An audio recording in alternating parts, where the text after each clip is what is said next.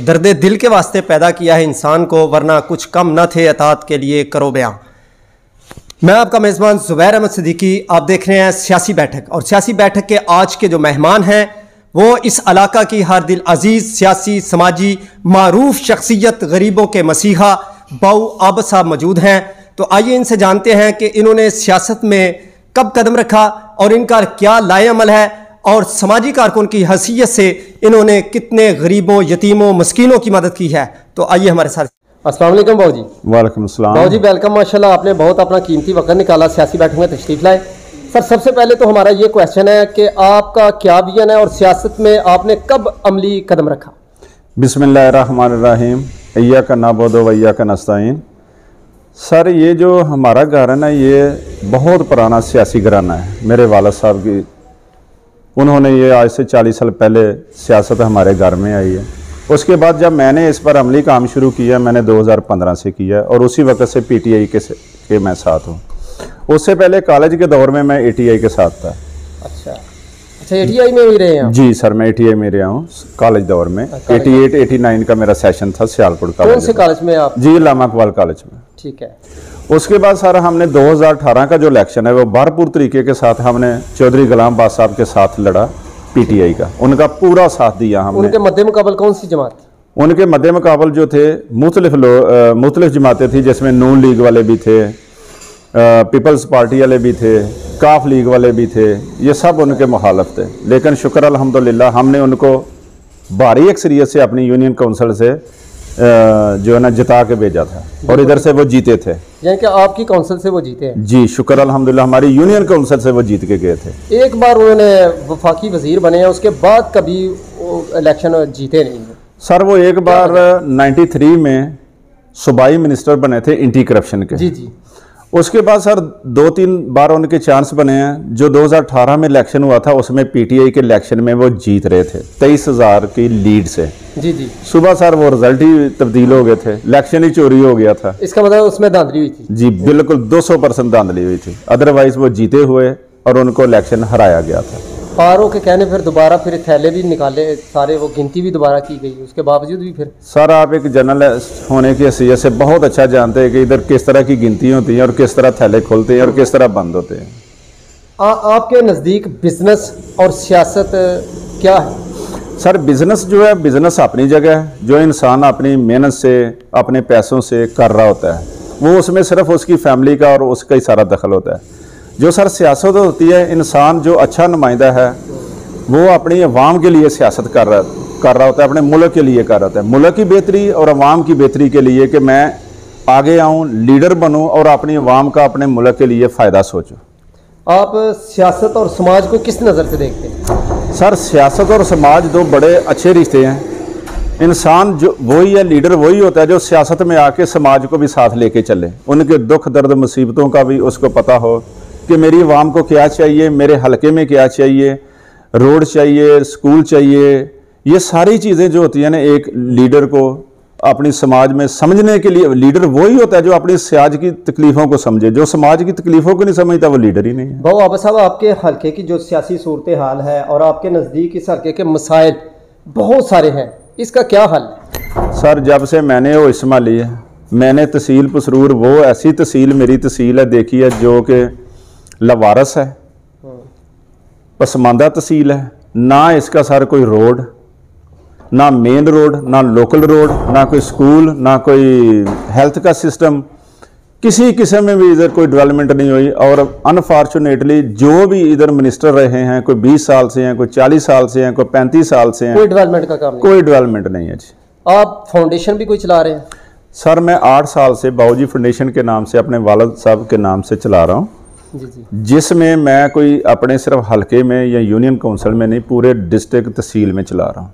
माशाअल्लाह। जिसमें शुक्र अल्हम्दुलिल्लाह मैंने 8 साल में 7,000 पेशेंटों का इलाज कराया है, जिसमें हार्ट से लेके हेपेटाइटिस C, औरतों के जो ऑपरेशन हैं, उनकी जो प्रॉब्लम है, सब शुक्र अल्हम्दुलिल्लाह। और मेरे पास 500 लोग ऐसे हैं जो कि ब्लड के लिए at a time 24 hour stand by होते हैं, जहाँ भी जिसको ब्लड की ज़रूरत पड़े वो फ़ौरन पहुँचते हैं। माशाल्लाह। और रफ़ाए अम्मा के काम भी किए हैं, कोई मसाजिद, मदारस, कोई इस तरह के? जी सर, मसाजिद में भी किए हैं, मदारस में भी किए हैं, किसी बच्ची की शादी है वहाँ भी, जो भी सर जो अल्लाह की रज़ा वाला काम है ना, जहाँ भी कोई मुझे कॉल करता है, मिलता है, बुलाता है, मैं जो किसी के लिए अच्छाई कर सकता हूँ दिन रात उसी में लगा हुआ। और भी बहुत सारे सियासतदान अमीर तरीन हैं, पैसे वाले हैं, लेकिन बहुत कम नज़र आते हैं कि इस तरह डोनेशन देना, गरीबों की मदद करना। सर ये एक अल्लाह की मेहरबानी होती है, वो जिसको चुने या जिसको नेकी के लिए चुन ले और नेकी के रास्ते में चला दे। मौजूदा हुकूमत की पॉलिसियों को किस नज़र से देखते हैं? सर मौजूदा हुकूमत की पॉलिसियों को मुल्की लेवल से छोड़ के इंटरनेशनल लेवल तक ये जलील हो रहे हैं और मुल्क का बेड़ा गर्क कर दिया इन्होंने। ना मुल्क इनसे चल रहा है। 2.99 बिलियन सारे रुपीस रह गए हैं, वो भी जो उधार के बाहर से पकड़े हुए हैं बैंक में रखे हैं, अभी इन्होंने वो भी खाने शुरू कर दिए हैं। आप मेरे से बेहतर जानते हैं कि मुल्क के पास रह क्या गया, ना तेल है, ना बिजली है, ना कुछ भी है। सर्दियों में ये हाल है, गर्मियों में क्या होगा? महंगी हो रही है, बिजली भी महंगी हो रही है सर, जब को कंट्रोल ही नहीं कर पा रहे। जी सर, जब हमारे पैसे की कीमत ही गिर रही है तो उसके बाद महंगाई होगी। डॉलर देखें 300 के नज़दीक है, तेल देखें 270 समथिंग पर पहुंच चुका है। गरीब आवाम का जो है ना, इन्होंने जीना जो है ना मुश्किल कर दिया है। अल्लाह ही है इस मुल्क पर। ये तो कहते थे कि इमरान खान ने IMF से वादे किए थे जो इन्होंने मुआहदे, तो ये उन्हीं का नतीजा है, हमने महंगाई कभी की नहीं। सर जब एक इंसान को पता चले ना कि आगे खड्डा है तो उसको इतना अक्लमंद होना चाहिए कि वो क्यों गिर रहा है इस पर। अगर इनको ये पता था सबको कि इमरान खान गलत करके गया है तो उसकी हुकूमत क्यों कराई थी? उसको चलने देना था, 5 साल पूरे होने देता, दूध और पानी जो है उसका पता चल जाता। अभी इलेक्शन देख रहे हैं आप?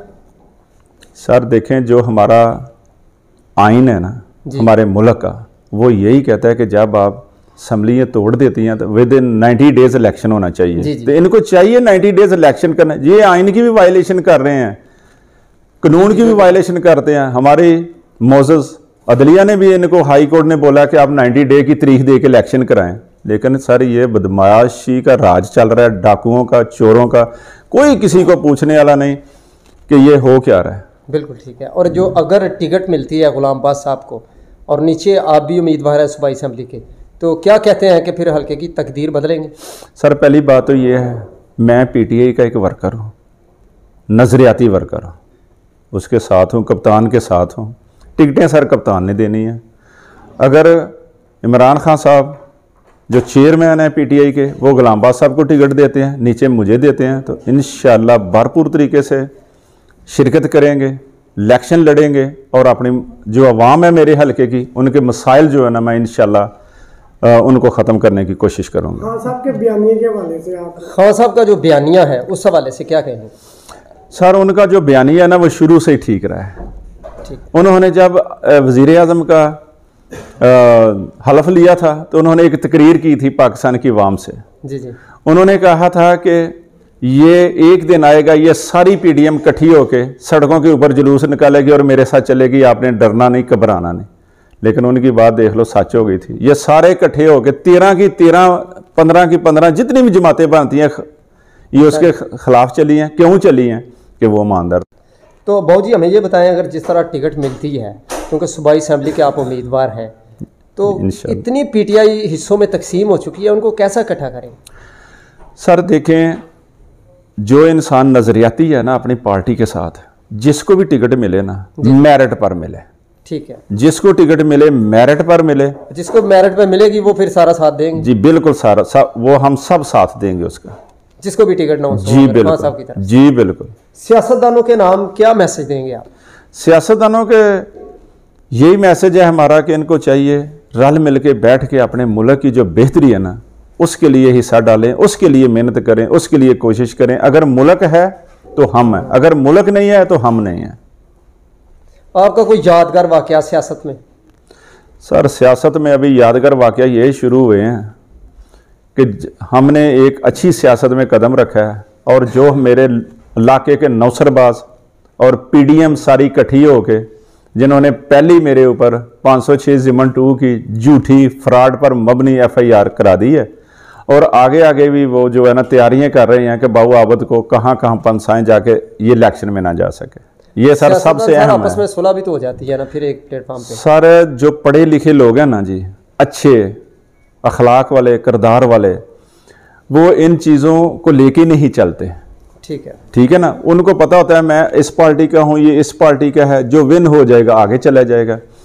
ये जो नौसरबाज फराडिये लोग होते हैं ना जी, उनकी जाबें, उनके बिजनेस ख़त्म हो रहे होते हैं, तो वो सोचते हैं कि अगर ये हमारे ख़त्म हो गए तो हम खाएंगे कहाँ से, तो वो इसको ज़ातियात पर ले जाते हैं। हालांकि सियासत एक इतनी इबादत है, अगर इसको असूलों पर की जाए, लेकिन ये वही आदमी कर सकता है जो अखलाक किरदार वाला हो। जो नौसरबाज और धोखेबाज हैं वो ये नहीं कर सकते। बहुत जी, आप खुद ही तो कहते हैं कि जो समाजी कारकुन होता है, जो गरीबों का मसीहा होता है, जो लगाने वाला समाजी आदमी होता है, वो कभी लड़ता नहीं, उसकी लड़ाई नहीं होती। फिर आपके साथ क्यों लड़े हैं?